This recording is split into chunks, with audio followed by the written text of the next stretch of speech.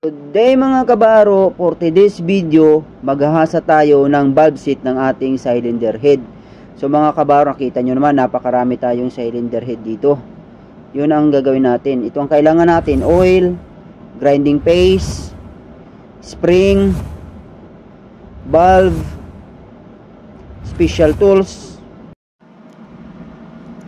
Lagyan natin ng oil yung valve guide para iwas scratches, para magsilbi siyang lubrication sa valve guide natin. Grinding paste, paikot, dapat pantay yung paglagay natin kabaro, napaka-importante yan para pantay yung hasa natin. Pitin natin yung yung valve natin, tapos lagay natin yung spring para mag-bounce back. Yan, dapat medyo may diin talaga yung paghasa natin para mabilis tayo makapaghasa. Pag okay na siya, lalagyan natin ng lapis paikot para makita natin na ano na siya, 0-0 clearance. Yan, o ipupus natin ng mahigpit. Yan, yung gaya ng ginagawa ko.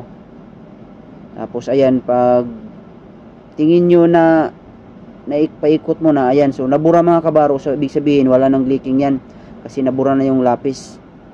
Yan lang yung gagawin dyan, napakasimple lang mga kabaro. Yung paikot na yan, kailangan magkiskisan yan, 0-0 talaga yung clearance para walang leaking. Pag compression nya, wala siyang leaking. Yan, yun ang napaka-importante mga kabaro.